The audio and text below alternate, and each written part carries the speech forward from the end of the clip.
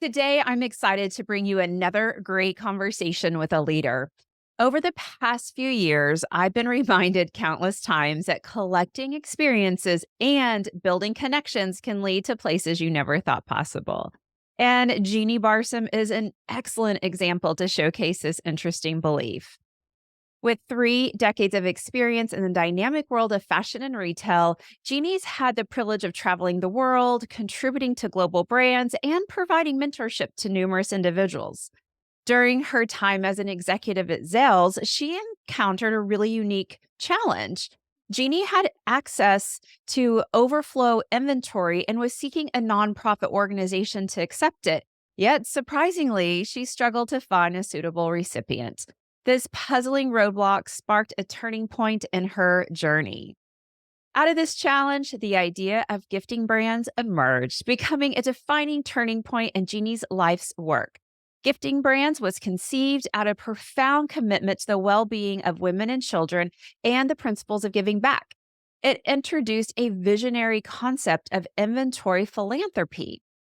This concept streamlines the process for brands to donate surplus and new jewelry, creating a direct global and environmental impact for the greater good.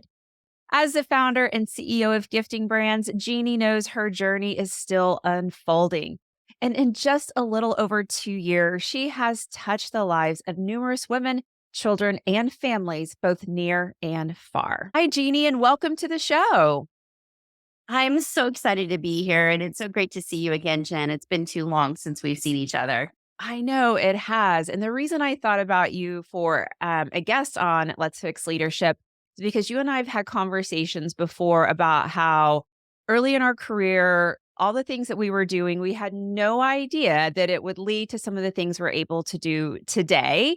And I thought it'd be fun to just talk about that and share that with our listeners because, again, you just never know where life is going to take you. And I'd love to start with you sharing where you are today. What are you doing today? And then we'll get into how you got here.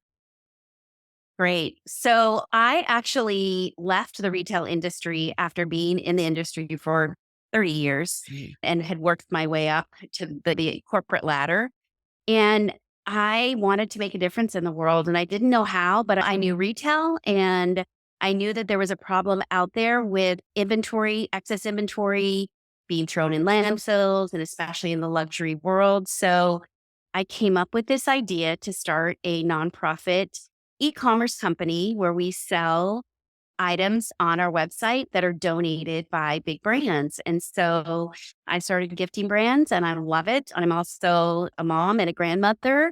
And as we were chatting just before the show, I babysit my grandson in the afternoon. So I toggle my time between real life, like everyone else, and becoming an entrepreneur, which I never in my life thought I would be doing, or starting a nonprofit. So yeah, it's been an interesting journey, but it's what I'm supposed to be doing. Life has a funny way of just taking us on this journey and landing us where we're supposed to be at any given time. And I love that you talk about everything that's important to you. One of the other things we talk about a lot here at Let's Fix Leadership is bringing our whole self to work, understanding how to lead the whole person, and that we're not this two-person work person and home person anymore. We're all like smushed together and we have to learn how to lead within that. So I love that you bring up how you manage your day and get to do everything that's important to you in any given day. So when you think back to moments in your career that at the time just seemed like just a normal experience or a normal opportunity or a stretch project or something that at the time just seemed like just normal stuff. But today you look back on it and you think, wow, because of that experience, I was able to do this or it led to that. Tell us about a time for you. I think what's different is what I'll speak to is more about what drove me to want to do something different when I left the retail industry. And when I was at Old Navy, I was leading all of the financial inventory management for Old Navy, what was called company planning. And one of my managers on my team who managed the kids division was in a situation in his family that I thought was so interesting and so unique.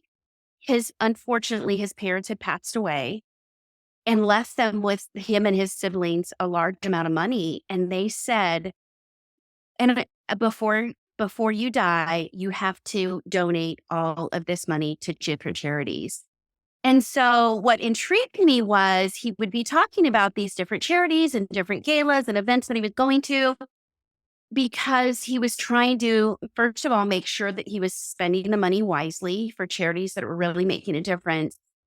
And I thought, wow, I would love to be able to do that someday, be at a point in my life where, I have enough money to retire, but then be able to give back. And through the grace of God, I worked for some really great companies and saved, and now I'm able to do that. And to be able to have that something in your life that's bigger than yourself and really serving others is what I wanted to do. I worked really hard through my career back in the day. When I became a leader the first time was in the early 90s. And as a woman, it was really hard. I actually left my first company, which was Gottschalk's department store, where I was a buyer. I left because at that time this was in 1993, they wouldn't promote women to the next level or director level of leadership. And fortunately, I was able to get a job at Limited Brands, which back then was really run by mostly women. And I worked for the Lane Bryant division and was able to see women leaders. I didn't have these women role models back then as well.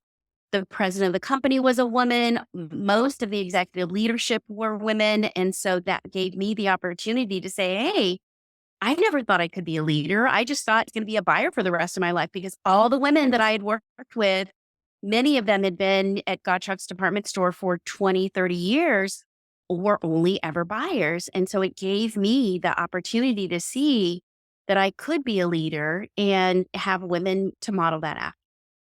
What I love hearing as you start to talk about these experiences is how your brain saw opportunity and how just through representation or through just seeing something, your brain was like, huh, interesting. And you filed it away. That conversation with a gentleman on your team, and you thought, wow, someday that would be cool. You kind of probably unconsciously filed that away. And then thinking, wow, as a leader, I'm a female, I can't do this, but then was able to go somewhere and saw that, hey, it is possible. So there was two very interesting stories, but both of them tie back to when your brain expands, when your mind map expands and sees something that you're interested in, it hangs on to that and wants to look at that more. I think that's really fascinating.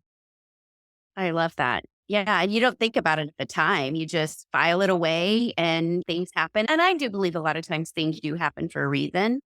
And you have to be open to what's out there, because if you put yourself in a little box, you'll stay in that little box.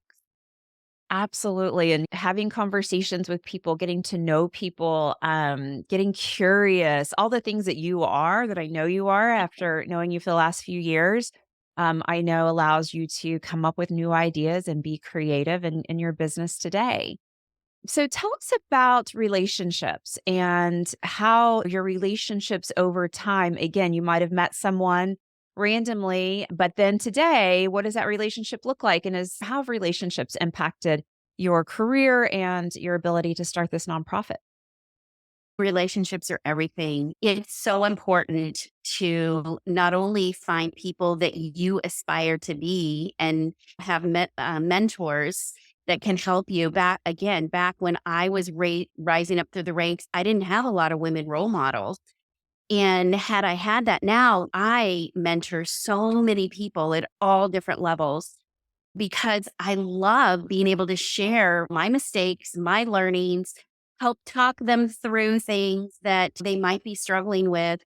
And as I think about all of my friendships and connections, they're mostly people that I worked with. And so it's so important, really, to embrace the people around you, because many of them you'll still be connected 20, 30 years down the road. For example, some of my board members are made up from people that I worked with at Gottschalk's. Mike Osorio, who was a huge leader, grew up through Gottschalk's and then went on to be president of duty free stores. And now he's in Hawaii running other companies. And I knew Mike when he was an assistant buyer, when he was assistant store manager and I was assistant buyer.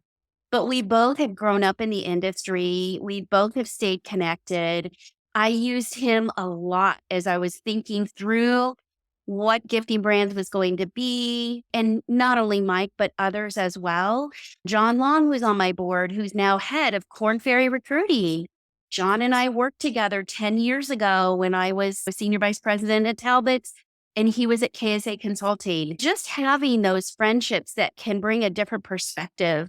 And especially if you're running a nonprofit or you're on a board, having people that you know are smarter than you is really where I've leveraged those friendships and those connections because I know what I'm good at, but I also know what I'm not good at. And you can't be good at everything. And so having those wonderful people, friends that also have the same heart and want to give back has been amazing. And I have over 40 board members, and many of them are executives in the retail industry, anywhere from Nike, Ralph Lauren, Aeropostale. I can go on because they're all people that either worked for me or worked with me in the retail industry. Think it's interesting when we're young in our career and we meet people and we have these friendships, we just never know where they go. And I know when I started my business 304, gosh, it's been almost 7 years now. I can't believe that. That's crazy. It was how I was able to start a business because I put out my little shingle and Yeah. people I had worked with in the past that knew how I worked, we had a relationship all of a sudden was like, "Hey, can you come do this project? Hey, I'd love for you to coach this person. Could you consult on this new culture program?" And it was really interesting how those relationships people I'd stayed in touch for the right reasons. I stayed in touch like you do. We stay in touch for the friendships and the thought and to learn things. And then all of a sudden you're like, oh, wait a minute. These relationships helped you start your nonprofit. They helped me kickstart my business because people want to be around people who they enjoy. So it's amazing. And I think part of a friendship, it goes two ways. It isn't just about I'm keeping these friends because I'm going to need them.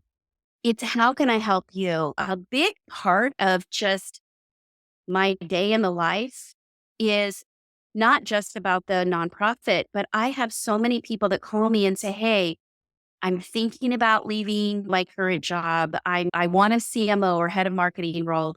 Who do you know out there that might be looking? Like I love helping, people find the right connections or the right jobs or the right situations.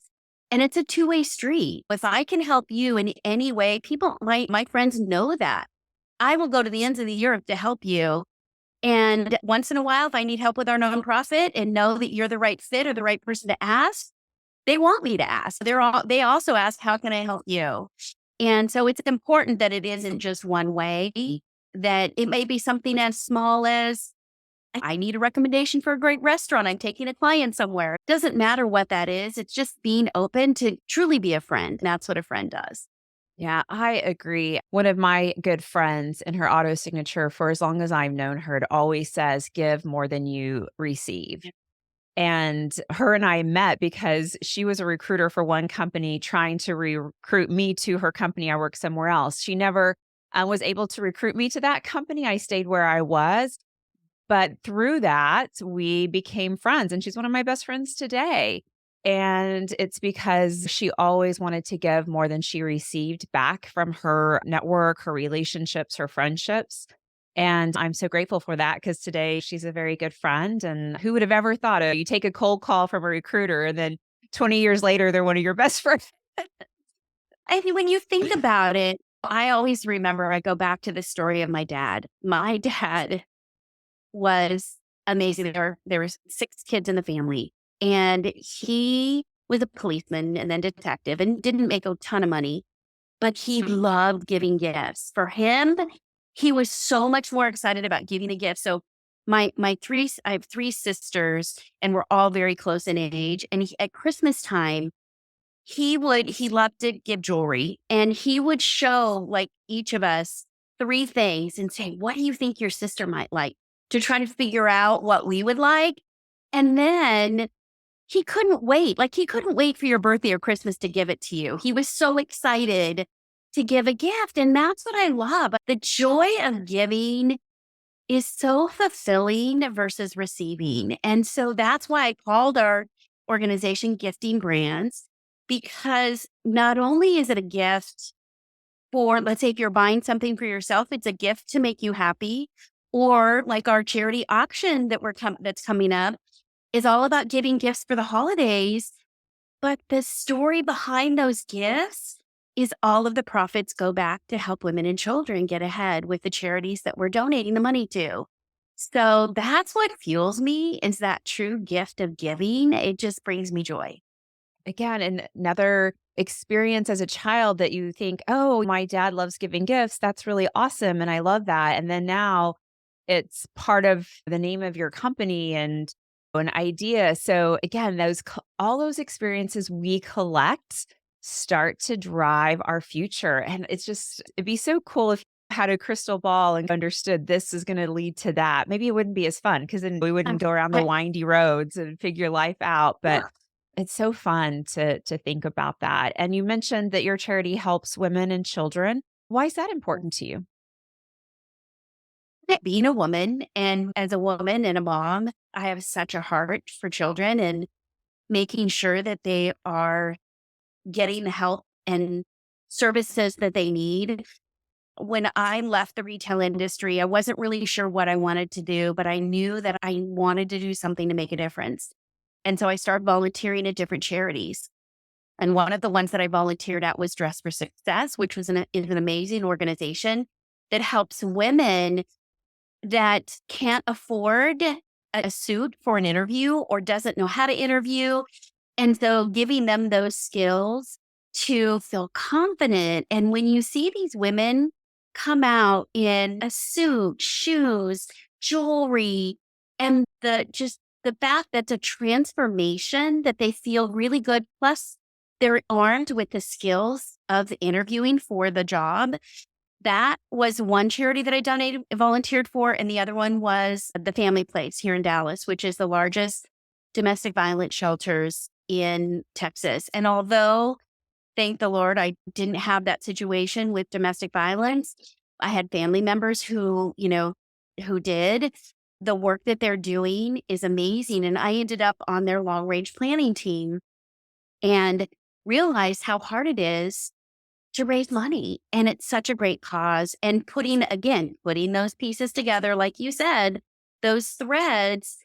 And about that same time was when news reports were coming out about large retailers throwing their excess inventory into the trash bins or into landfills. And I thought, there's got to be a way that I can use my skills in retail. The last 15 years of my career was leading inventory management. So my team managed all the inventory of the company, all the financials. So I knew that there was excess inventory out there. In fact, when I was at Zales and running the inventory management, we had about $1 million of excess jewelry. And I started looking for charities that we could donate it to, and I couldn't find any. And back then, this was in 2014, Cash for Cars was really big, where you could donate your car. You could pick a charity that you wanted your donation to go to. It would get sold, and the money or the profits would go back to charity. And I thought, there's got to be something out there for high-end jewelry, and I couldn't find it. I thought about it, prayed about it, and said, why not me? And that's when I gathered my nice, large group of friends and connections and said, hey, if I do this, will you help me? Will you be part of it? And so that's how I started my board and my advisory board. And people want to help, whether it's small or big. Most people truly do want to help. So that's how it got started. I love that. Lots of invisible strings. It's not a week that goes by that I can't bring Taylor Swift in somehow. Someday, maybe we'll get her to donate. There we go. That would be Smart heck of an about honor. Yeah. Yeah. Who knew you with Travis Kelsey or whatever his name is, right? Side story. Actually, we went on vacation and we were in the Bahamas, and we were at a theme park and on a water slide, and he and his girlfriend were right in front of us. But my husband and I didn't realize who he was until people were swarming around him.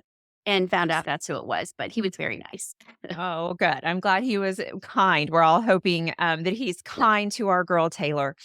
Um, Yes. yes. And so you think about all of these just moments in your life that led to you creating this incredible nonprofit that helps women and children. And I'm a huge believer in what you do and the work you've done. You think about you're leading a huge team. You're leading the people that that are donating. You're leading your customers, your marketing. You've got a lot and a lot of different types of groups of people. How has your leadership evolved over the years to allow you to lead in a new way in the nonprofit sector? Oh my goodness. The difference is when you're working for a large corporation, large corporations like I was, you have a team of people and you're not only obviously part of the bigger picture, the strategy of the company and where the company's going, but when you're doing it from the ground up and starting, as an entrepreneur, you're having to do everything from the smallest task to the largest task. And so for me, there's so many great tools out there now that make it easy. So I don't have to have a huge team helping because so much of what we do, our goal is to fundraise through this excess inventory. And I think from a leadership standpoint, it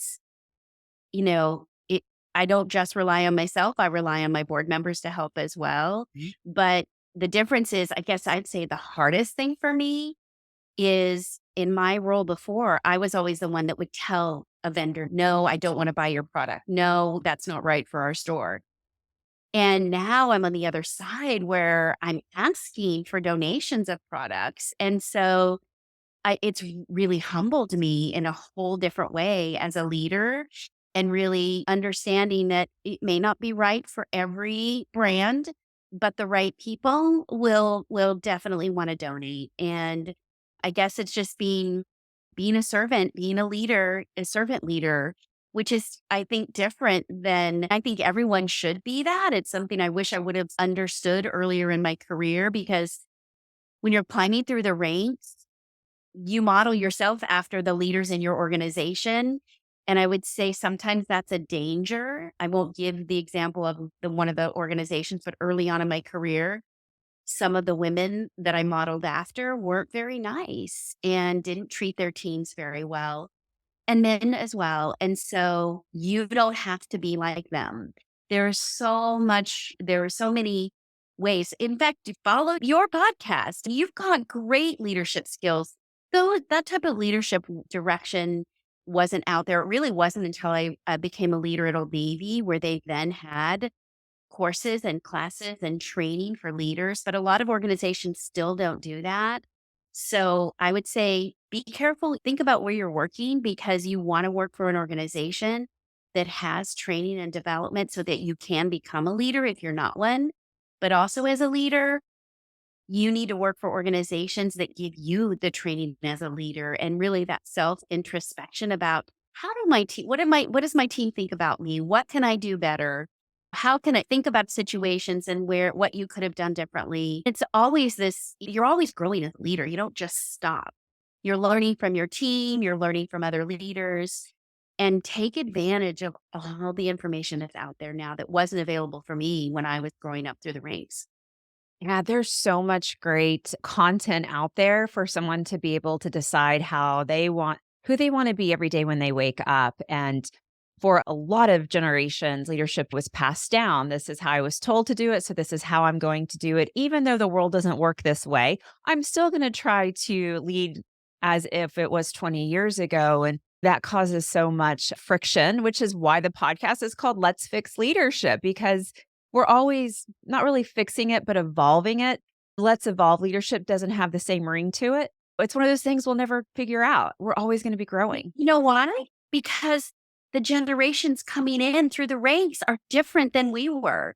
I have the advantage of watching my daughter and my son who now are rising through the ranks in organizations. And my daughter followed in my footsteps. She is a senior buyer for a large organization.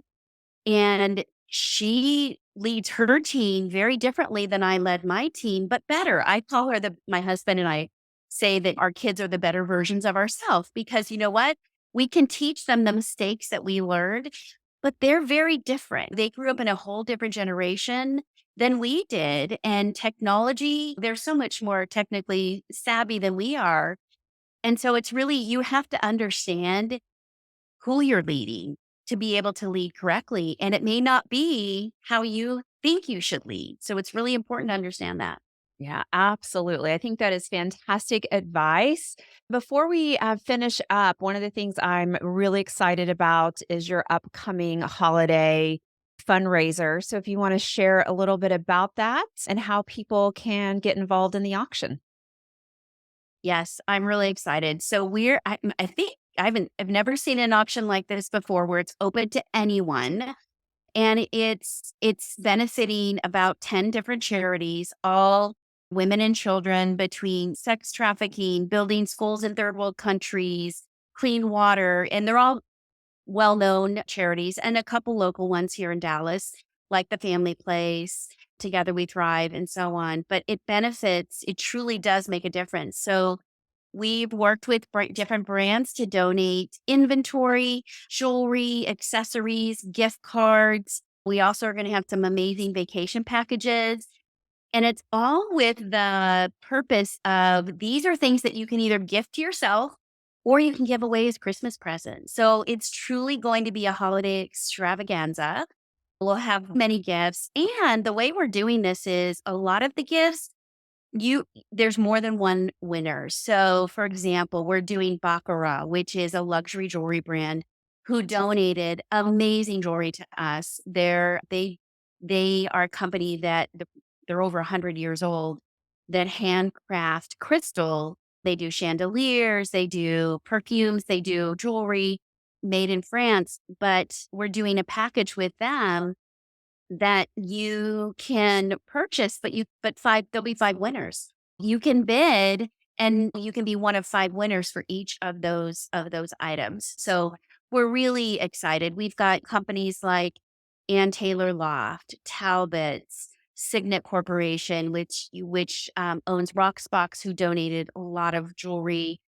K Jewelers has donated jewelry. I can go on and on.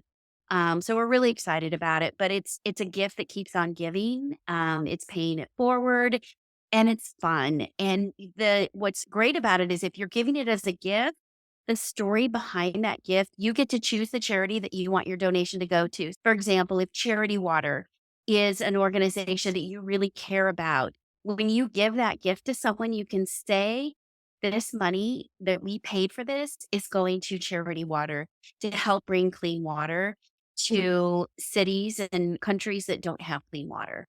So we're really excited about it because we just know that not only is it going to be fun, but it's going to make an impact in the world.